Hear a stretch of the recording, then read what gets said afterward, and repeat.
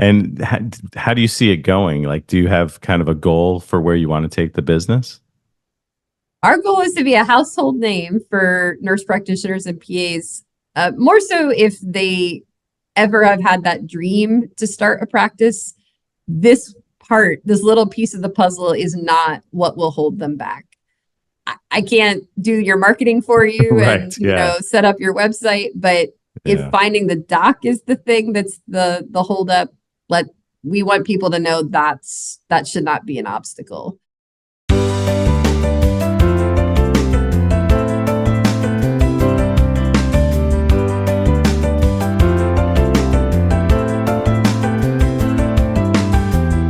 Hello, everyone, and welcome to our favorite part of the week.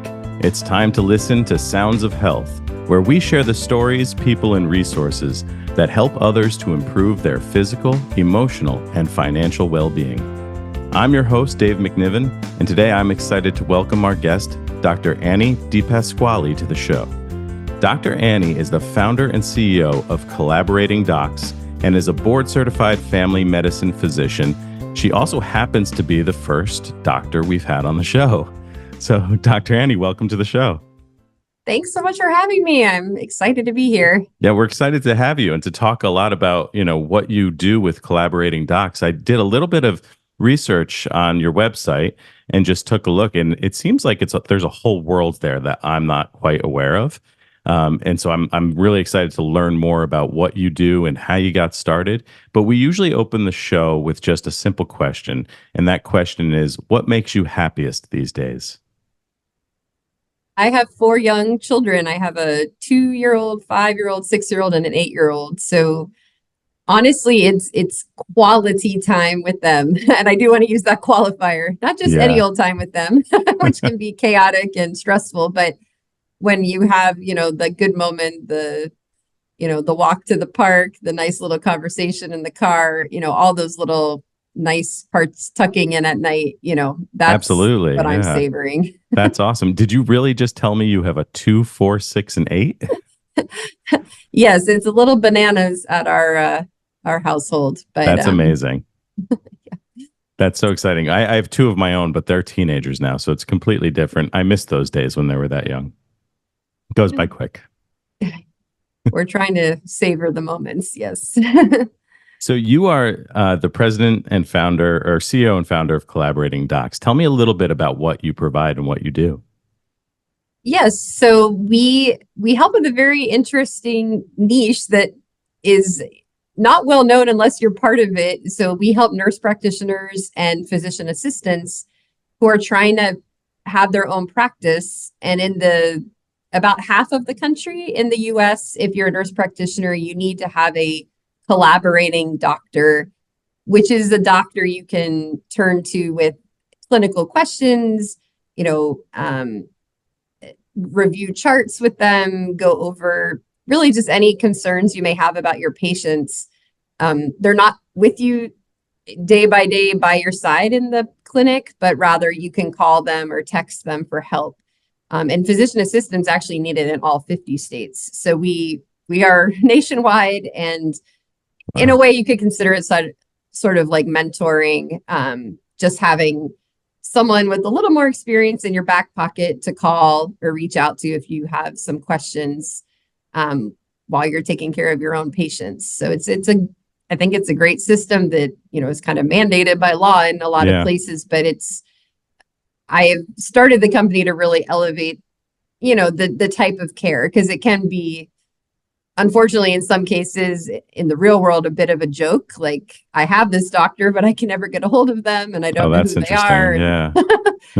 So we make sure our doctors are very involved and supportive and helpful. That's amazing. Where are you based out of? We're in Arlington, Virginia, right outside Washington, D.C. Oh, wow. Okay. And you said it's about half of the country where this is required. So does that include here in the Northeast where we are? It really is so variable. It's very state by state. So in the Northeast, we do help in New York it also varies by length of experience of the provider. So in New York, It's needed for about 1 year of experience, like right out of nurse practitioner school. and then they kind of graduate to be fully independent. So yeah, it's extremely variable. It is more common in the South of the US. Gotcha. Yes. So nurse practitioners and physician's assistants, that's what you're supporting with the collaborating doc.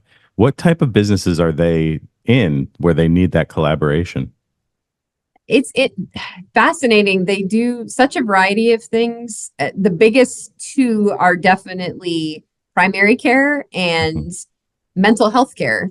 Mental health is really booming right now, especially for, such great demand and need for that. And nurse practitioners can get a special certification. It's called their PMHNP, Psychiatric Mental Health Nurse Practitioner program. So then they have that specialized training to help. So, but I would also add in, on top of the big two most common things, we get a growing need and interest in aesthetics, IV hydration, hormone replacement, men's and women's health. So I actually like the people that have kind of a niche practice. I think it's easier to market and get a good client base. Probably keeps things interesting too. Yeah.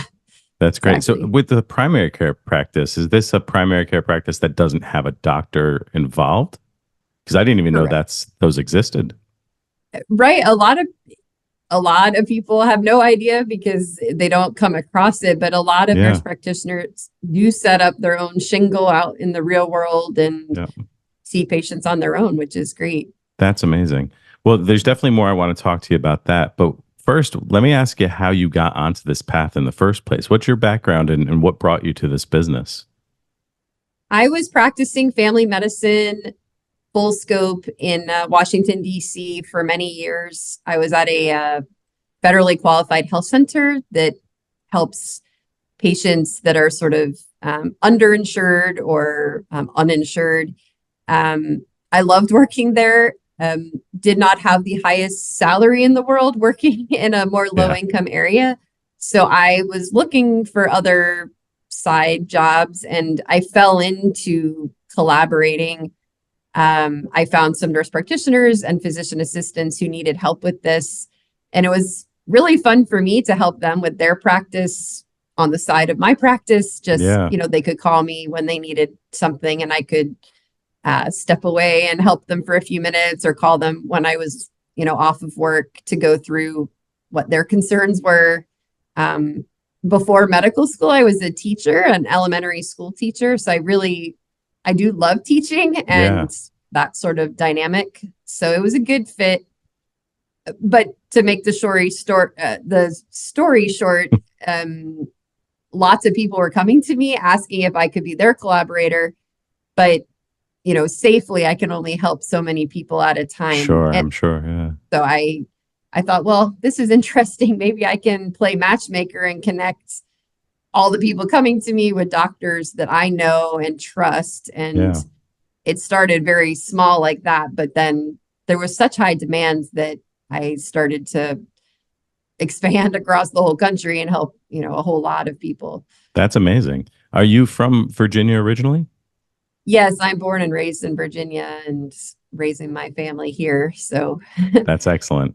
Yes. So, and have you maintained your own practice while you're doing this work as well? I did have to step away, or I chose to step away about 2 years ago from practicing medicine. I know you all are a lot about, wellness and having a good balance in life. So I was working full time, seeing patients, but then also running a business that was very busy, which was also very much full time. So I did need to cut that down, but I feel much happier and less stressed focusing on one thing. That's great. It was the right decision. I love that you kind of saw a need out there and then designed a business in order to meet that need. We talked to a lot of entrepreneurs that kind of have that same element in their story. And I find that really fascinating that, it kind of changes the trajectory of your career and really your life, because now it changes how you're able to raise your family and the time that you have as well. How have you found that transition for you? Has it helped you to kind of maintain a balance between work life and family life? always a challenge in the sense that I work 80-hour weeks, Yeah, week right. after I'm week sure. with no vacations. However, despite the long hours, I do think being an entrepreneur, you are definitely way more in control of your schedule. So when there's the dance recital in the middle Yeah. of the afternoon, I can get there and be there, which when I was practicing medicine, I wouldn't have probably been able to do that. So I do enjoy that part. But burning the candle at both ends, that's also a little hard, but Yeah, I get that. I can understand. I was in the nonprofit world for a while, and that work was nights and weekends, and it was a lot. And I switched careers because I wanted that flexibility. I didn't want to miss out on the baseball games and, on those things with the kids. So I work a ton, but I do have the flexibility of being there when I want to be there.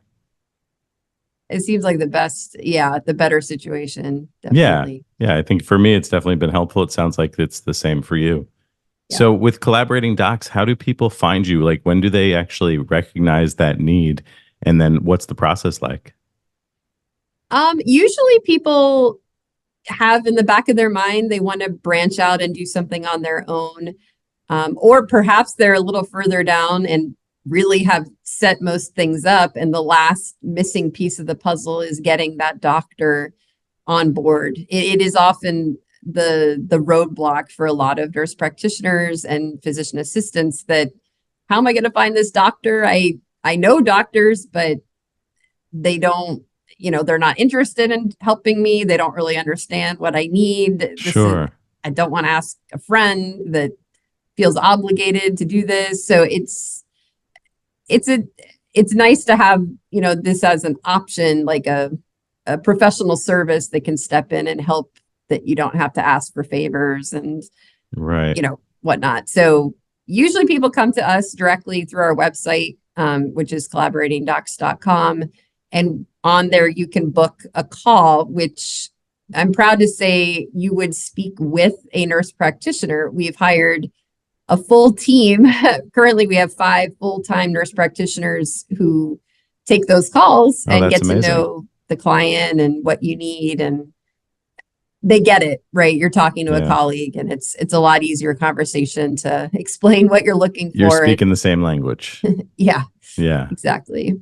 That's great. Now you really haven't been in business all that long, right? So you've scaled this up pretty quickly. Right. We started in 2020. So in just hasn't even quite been 4 years. We've helped over 4,000 nurse practitioners and PAs. So, Wow, that's really amazing, especially considering the pandemic we went through. right. If anything, I think it fueled it. It wasn't intentional. I wasn't, doing it based on COVID, but I do think a lot of people wanted to branch out on their own during that time to get out of the hospital, to get out of maybe unsafe working conditions and do their own practice. Yeah, probably inspired a lot of people to kind of take their careers in a different direction. Yeah. Yeah. And that's kind of, it's nice that you saw that and you saw that need and were able to kind of create a business around it. So you have 5 staff members. Do you have any other support staff or anybody else that's involved? We do. We have 2 other. So the 5 nurse practitioners are on sort of our onboarding team is what we call the team to get, help new clients coming in. We have 2 other nurse practitioners who run our client success team.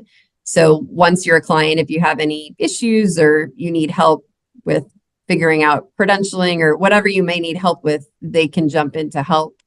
And then we have a couple operations people, and of course, finance and tech and all that. So we have about a dozen or so employees currently and about a dozen contractors who help with various tasks. So yeah, it's been exciting to see the growth because I did everything myself for about the first year and a half. So yeah, that's amazing. Pretty exciting. Very cool. Now, was it challenging to kind of take it into all 50 states? Are there any sort of things that you have to navigate in order to be able to do this work in all the other states?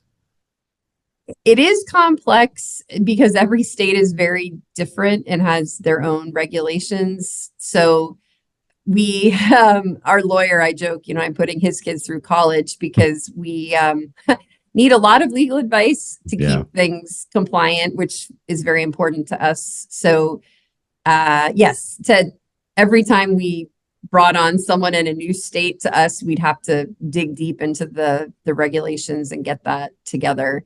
And now we have to keep it updated. We have it Right. for all states, Yeah. but we have to keep it fresh.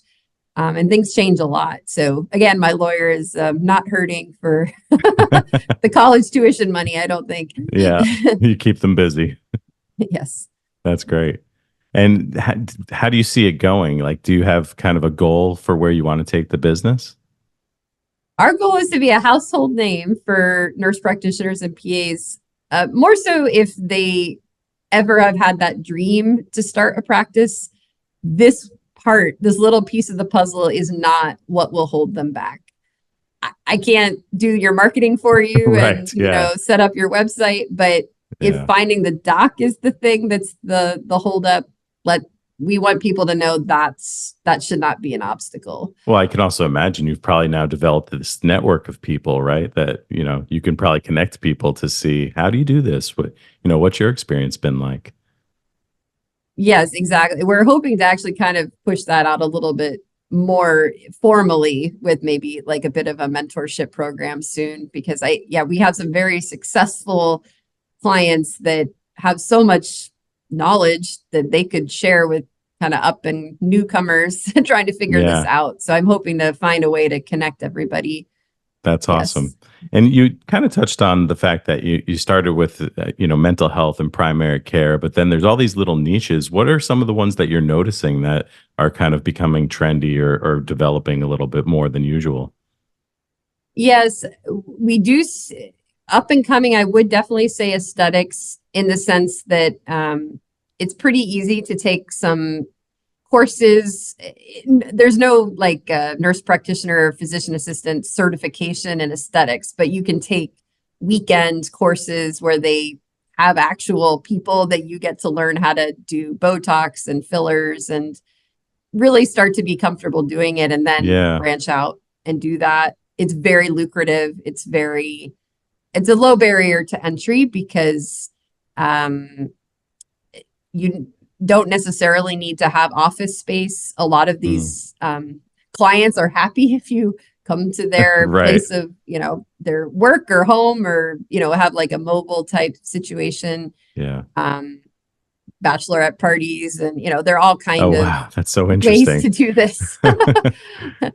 Yeah. Taking the medical profession into all these different areas. That's interesting.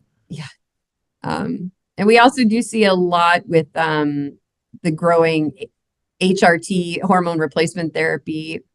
As a physician myself, it's not I would say, just, generally speaking, a lot of physicians don't get too into like inserting pellets for hormone replacement and other sort of hormone options that are out there. Yeah. I don't know why. I'm sure endocrinologists do, but like general practitioners like me, I have no training in that. I don't know really much about that, but Mhm.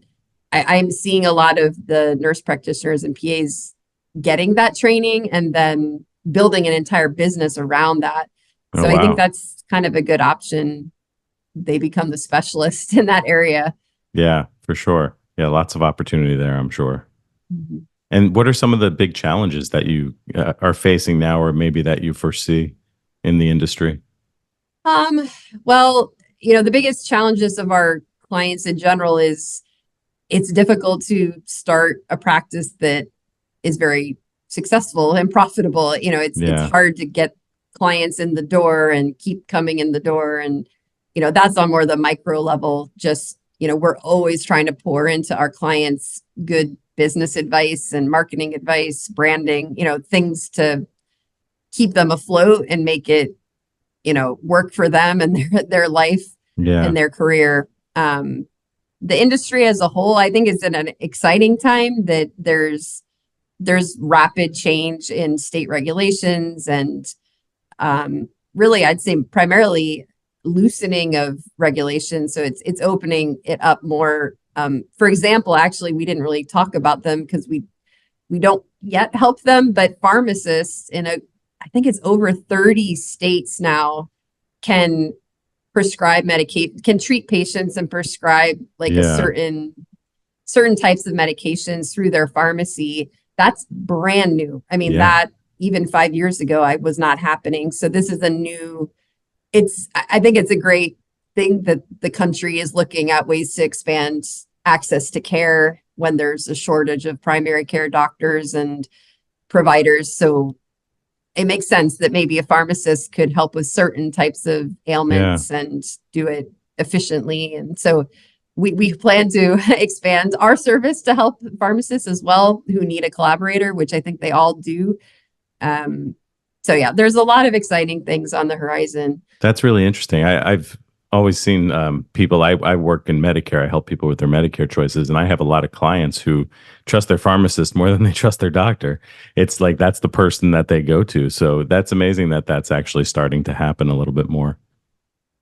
I agree. Yeah, pharmacists, they're great at teaching. They always encourage you. Do you have questions? You want to talk to the pharmacist? Yeah, of course. So it makes sense that they can have a bigger role. I'm glad it's happening that way. Yeah, Yes. that's really great. And they also, the best ones also help their clients and their customers to navigate through their insurance coverage as well, and to help them maybe with, finding a discount program or talking to them about alternatives, which just I think helps with the whole holistically looking at that patient, making sure things are going well for them. So the pharmacist is a real crucial part of that picture. I couldn't agree more. Right. I'm guilty as charged as a family doc. Like, here's some, I sent it to the pharmacy and then it's, Right. well, it costs $3 million. So is there another option? We're not as aware of the cost or what coverage. Yeah, of course. Works. Yeah, we do that as the insurance agent. Like we do a lot of that too, because that's the most confusing area of Medicare. I know is the prescription costs and how they change throughout the year. So I always tell my clients, if you have a question, you run up against something, call me because I can assist you with that too, and I can communicate with your doctor or pharmacist and help you to figure out a way through. That's great. Yeah, that's a big help. Yeah. Thank you. Yeah, it's just such a complex area that people are dealing with. So the more support, the better, for sure. Yeah, navigating healthcare is no joke. I mean, you have to be your own advocate, and that's very hard. And some people really can't be an advocate for themselves. So it's a tricky, yeah. Yeah, Our system is definitely broken. Yeah, but it's tough, but there's a lot of people I think that are doing the right thing and helping people as much as possible. So that's kind of what we're trying to do with the podcast, is to highlight those folks and to make sure that people know there are resources out there for help. And this sounds like something like I told you, I didn't really hear about any type of a service like you guys are providing. I didn't even know that was a thing. So it's really amazing to learn about that. And for people who are getting into the healthcare field and becoming doctors and nurses, to know that there's a lot of opportunity out there and there's a lot of different ways that you can take your career. yeah, if you enjoy mentoring or teaching, if you're a physician, we'd love to have you with that aspect. But also, I think it is nice for the newer graduates of NP and PA school. Like, you don't just have to go work at someone else's practice or in the hospital. The world is your oyster. You can start up your own practice and do things your way, be the boss. So yeah, for sure. I think that's appealing to a lot of younger folks, especially. Are you doing anything to get the word out about what you guys offer? Do you go and speak to groups or get out there at all? Yes. Last week we were at the big AANP. It's the American Academy of Nurse Practitioner. They have an annual conference. It was in Nashville. So we had a booth and we talked to hundreds, if not thousands of people there. So it's fun to get out and meet with people. But we do paid advertising and email marketing and things to also get, the word out. Awesome. That's great. And how do people find you? Is it typically through the website? Typically, yes, that's probably the best way. We do have a bit of a presence on social media. If, people are into that, we have a YouTube channel and we push out a new video every week. We're also on, the normal Facebook, Instagram, Twitter, LinkedIn. So you can find us there too. But yes, I'd say the website's kind of our central hub. Right. Okay. And people can reach out through the website and get a consultation so that, okay, gotcha. So they can see if it's a good fit for them. Right. It's no obligation. Just talk through what you're thinking of doing, and we can let you know if, how we could help. Yeah. We do have a lot of resources, like even financial resources and just good ideas for people starting out. So we try to pay it forward and really help equip people with what they need so they can succeed. So even if you don't use our service, happy to talk through different ideas and put you on the right path. That's awesome. That's great. Now, for the last part of this, because I know you've got a busy schedule ahead of you too, but it sounds like you have so much going on. I mean, 4 kids in this incredible business. What do you do in your own practice to maintain your health or to kind of enhance your health? I do try my best. There are, as we all are human. Yeah.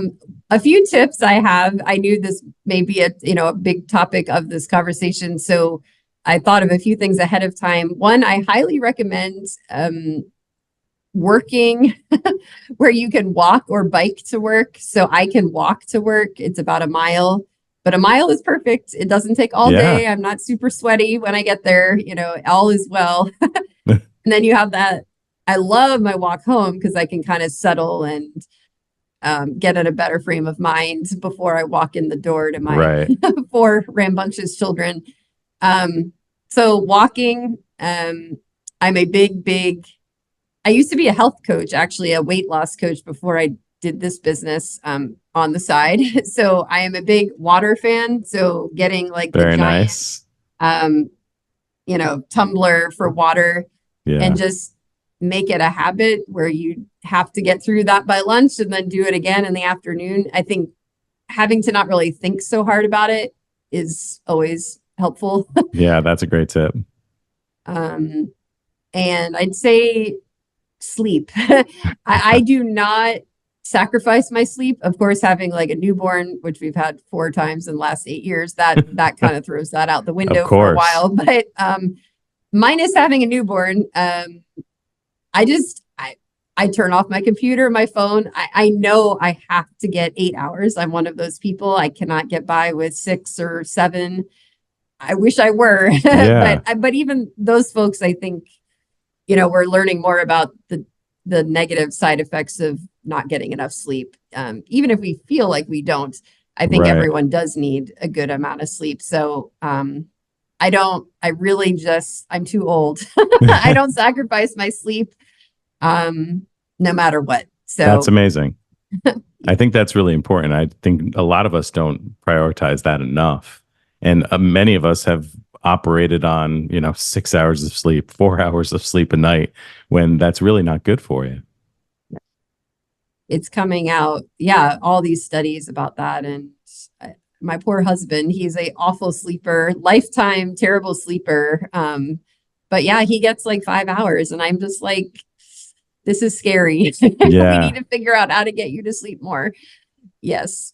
So. All right. So those are 3 great tips. Walking. I think, proximity to work is such an important thing sometimes. I know not many of us can do it. But if you can, I love being able to take the bike or walk to work. But the hydration, I carry a large water bottle with me everywhere I go as well, and the sleep. So those are great. Very cool. Well, I know that you have a busy day to get to. I know we had some technical challenges in the advance of this, but I really want to just thank you for taking the time to talk to us about your business and your life. And this has just been a really amazing conversation for us. So we appreciate you taking the time. Thanks for having me, David. Yeah, it was really fun to talk. And I think it's great what y'all are doing, just really pushing out or encouraging people to follow their dreams, and especially if it leads to like a healthier outcome and to be in a better place personally and professionally, but also health wise. So kudos to you guys. And I'm proud to be the first doc on your on your show. That's exciting. Thank you so much. And we'll be sure to share your socials out and your information for people who need those services. Let people know about those. And, we would love to have you back on at some point too. I'd love to do it. Absolutely. Thank you. Awesome. Well, thank you so much, Dr. Annie. We are so excited that you were here to join us today. And thank you all for listening to Sounds of Health. Make sure that you continue to share, like, subscribe, get the word out about this podcast. And thank you all for being here. Sounds of Health is brought to you by Nutmeg Insurance Advisors and recorded at the offices of Nutmeg Advisory Group. The podcast is produced by Jason Carubia and Dave MacNiven with music by Rob Hames. You can find us on Facebook, Instagram, YouTube, X, and wherever you listen to your podcasts. Your support means a lot to us, and we appreciate it when you like, subscribe, and leave a review. If you know someone who you think should be a guest on the show, please email us at soundsofhealthpodcast@gmail.com. Each week, we help you move the needle toward better health by spotlighting the stories, people, and resources that inspire and motivate others, and we are just getting started. Help us share these sounds, and don't keep us a secret.